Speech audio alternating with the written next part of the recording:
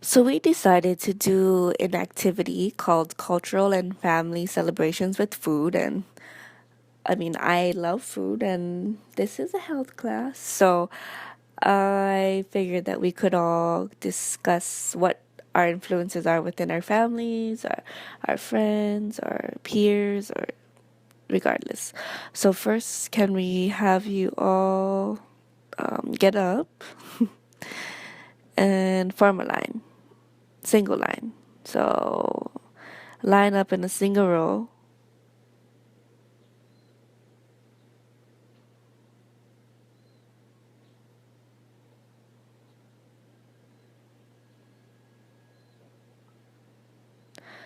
Okay, and then now you're going to count off from 1 to 4. So starting on one end, doesn't matter who it is, and I'm not there, so I can't say. So, Amber, decide who's counting off, and they'll count off from 1 to 4.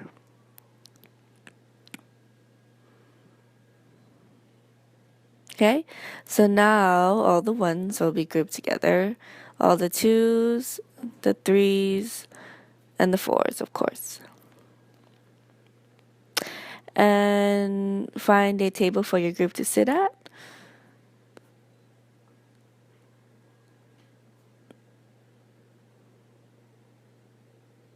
Okay, and so now we're going to have you discuss some of the questions. And before we turn it over to the other slide where you can see what kind of questions you should be addressing with or discussing, excuse me, between your groups. The first thing would be the significance of the food in these cultural and family celebrations. Who gathers the food? Who prepares the food? And usually, since we don't have to, well, we still could go and ask our parents what the significance is and who gathers it. And as students at a young age, of course, they would have to go and ask their parents or whoever their guardian is, or maybe their grandparents even, whoever heads these celebrations or cultural celebrations. And they would go ahead and go home and do sort of a questionnaire with their family and then come back and then share it. But since we're all adults here, we can go ahead and discuss these questions. Also, how do you and your family members feel during these celebrations and traditions?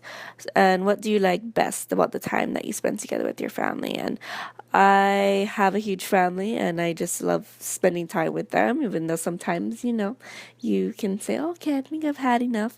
But you always love them, and these celebrations are always so fun. And of course, there's always food there, which is great. So, for about 2 to 3 minutes, we're going to have you guys just discuss and talk story about these types of things.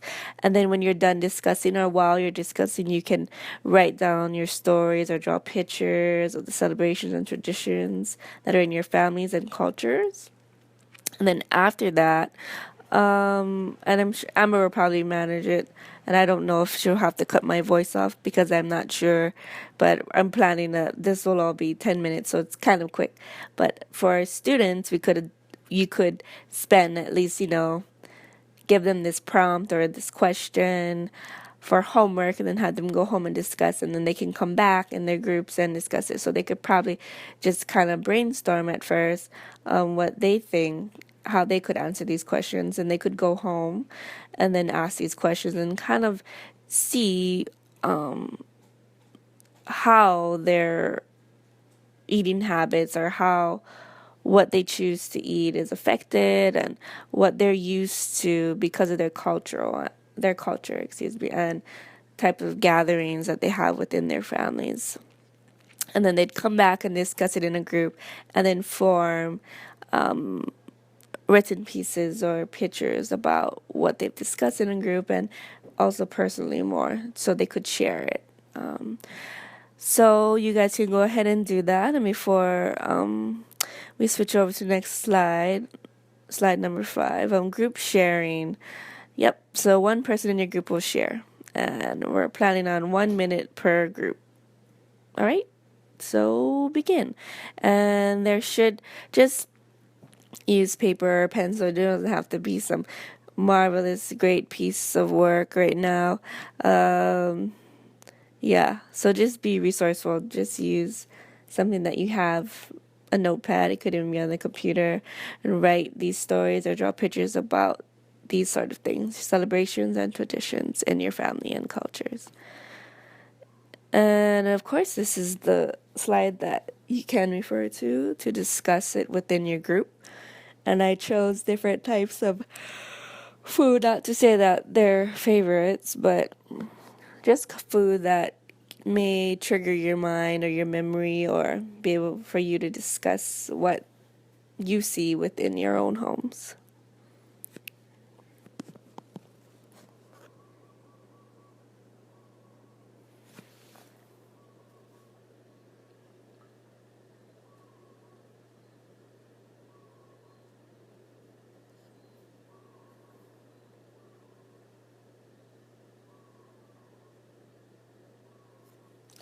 Oh, and yes, if you have any questions, feel free to text me or ask Amber. I'm grateful that she accommodated the way that I had to teach without actually being in the classroom. So I apologize if this is kind of weird, but I'm sure you guys are having lots of fun discussing with one another about food. Yum.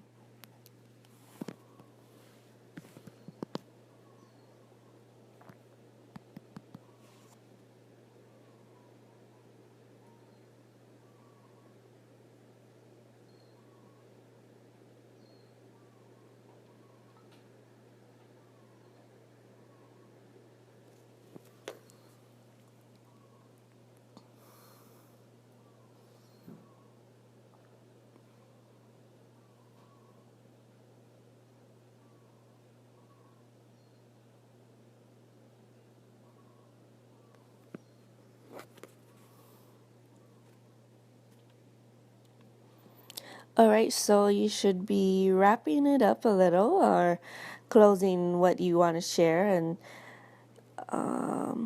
please choose one person that will be sharing with the whole class, and you have about 30 more seconds. Not to rush anyone, but yeah.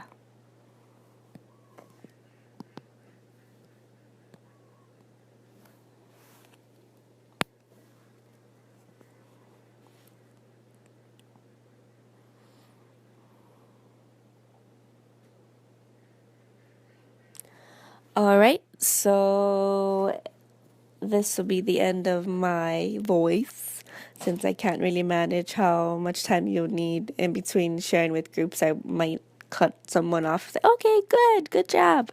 Thanks for sharing. So I hope that you guys enjoyed this activity and were able to really discuss within your group about food within your family and your culture and what kind of influences influence your eating or the way you choose to eat and what you eat and how you choose your foods.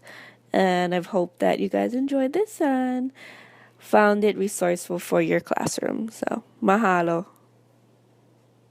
And Amber, just let them share. Thank you. All right. Bye bye. Ahoy ho.